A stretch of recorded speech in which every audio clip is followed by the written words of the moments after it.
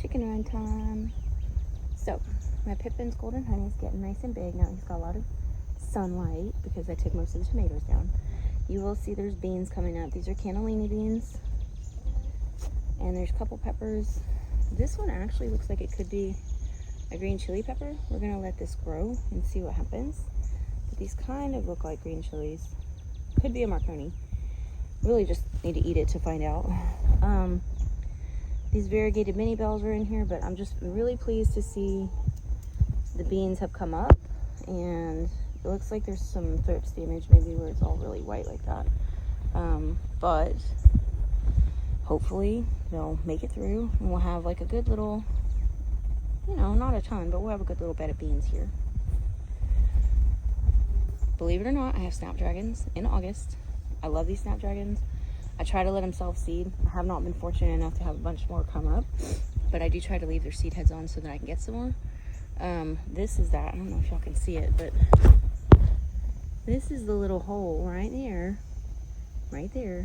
where they want to sit there and lay eggs every day, right in front of the freaking bees. And I'm like, well, that's Hub's jobs to go get that. I'm not getting that. No. The dog will get in and get them though if we don't. So not much difference on these Peruvian ground cherries. They're just kind of hanging in there.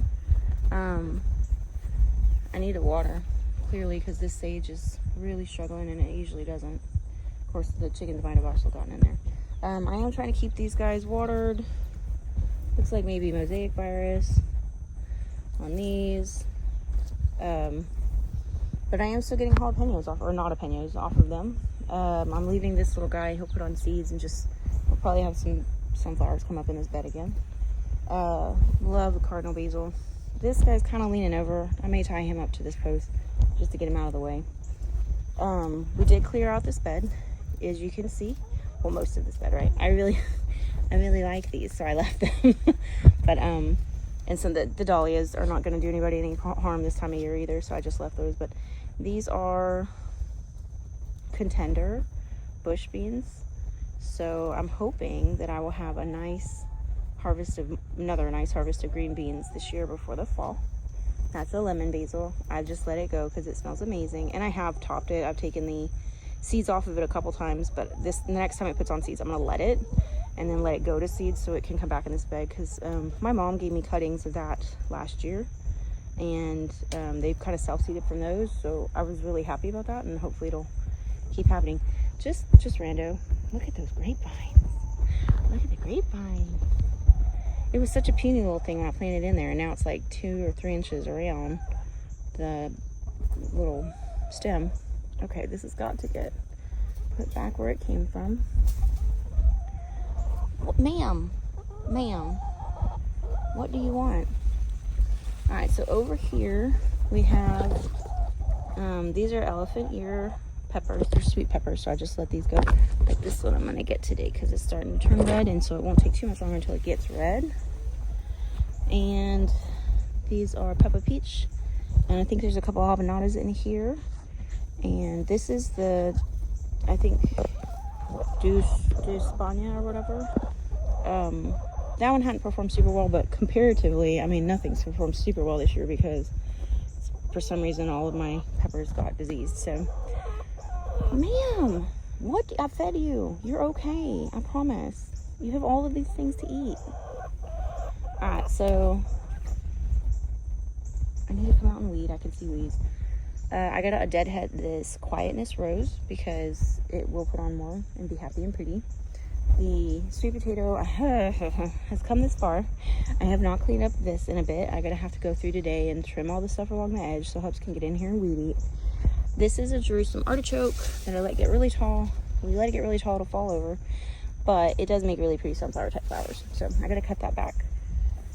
These really are green chilies, and they are so prolific. Like, I have a ton of peppers coming in, which makes me thrilled, even though the plant has really struggled with disease. All of my plants have really struggled with disease, and you can still see, right, disease on the plants. We're getting more peppers now, right? So I'm really excited about that, because I was kind of bummed thinking I was not going to get a good green chili harvest, because just in case anybody's wondering, that is the chili or the pepper chili, whatever, that I care about the most. I want green chilies more than anything because I love the way they taste.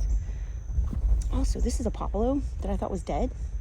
And then as soon as I cleared out some of the zinnias and some of the peppers, this little bad boy just shot up. And if you don't know, a popolo is a hot weather substitute. I'm going to pick this one for cilantro. It smells just like it. Oh my gosh, I wish you guys could smell this. Oh my gosh, talk about wake you up, get your mind going. That was really good. Anyway, we have so many Lecia peppers just on this one plant. 1, 2, 3, 4, 5. Got some blocks coming in.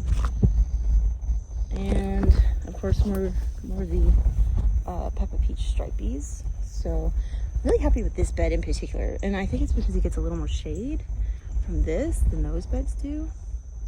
So it's making me wonder, like, maybe my peppers need some more shade than they're getting. Ooh, oh my god, guys, look at this. Okay, so yes, it's a pepper that's ripe, but also, can you see all of those little freaking bugs on it? Those are leaf-footed bug nymphs. Oh my gosh, no. Nope. Y'all can just fall right off onto the ground where beetles typically do kill them. If you can get them on the ground, typically ground-dwelling beetles will eat the nymphs because they're easy prey. So there's that. I have been seeing a lot of those lately, the leaf-footed bug nymphs, because I mean I try to come out and pull them off and vacuum them and stuff, but you can't get them all. So wow, well, here's your science for the day. Again, just leaving this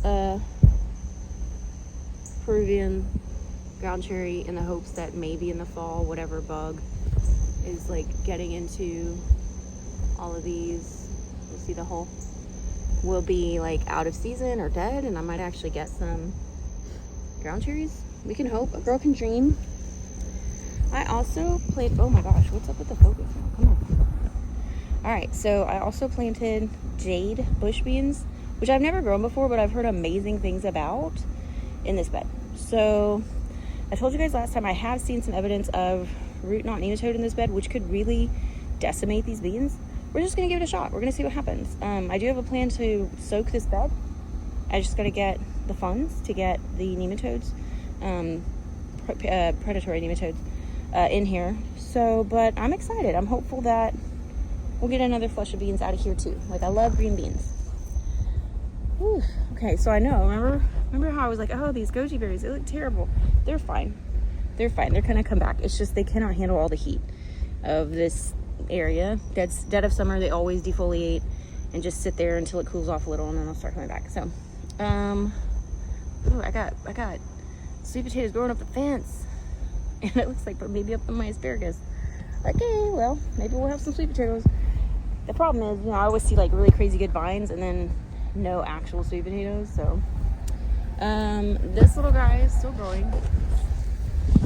This. And actually these eggplants are just getting really big. So Pippins is getting good. I'm trying to redirect some of these. Oh, you know what? I'll just leave it. That's falling over. Oh, you can't see. That's falling over. I may have to get in here and stake these up.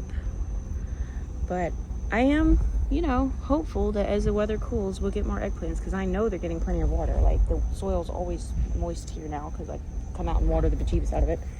This is my project for today, maybe. It's really hot. Like, I'm already pretty sweaty. But I want to take down the squash house and clean out this whole area, because I'm hoping to grow potatoes and garlic in this big area in the fall. So that's gonna be what I try to do today. We'll see. That Yacon is looking really rough. I need to come back here and water it probably, because it looks really dry and really rough.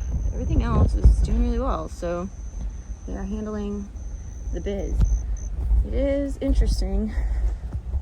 Still nice good green growth coming in on here, but I don't know, some sort of, I think leaf cutter wasp has decided this is a very great thing to eat. But it's like on the inside too, so you feel like there's a worm, but I haven't seen any worms. I don't know. All right, well, I guess we'll go look at the pond real quick because that's kind of part of this chicken run. This looks diseased. I don't know what's on it, but it doesn't look great. And, you guys found the shady part of the yard. The pond looks really good still. This is supposed to, look, you can see this is an obedient plant, a fall obedient plant. If I can get it to zoom in, you can see the seed head, or flower heads forming on it. So, and the bees love it here, so I don't stay too long because I don't want to get in their way. But yeah, pretty happy. There's another little pond over there. I am amazed at this hellebore. Hellebores struggle really bad to stay here because it's dry shade, and I try to keep them water, but it doesn't always happen over here.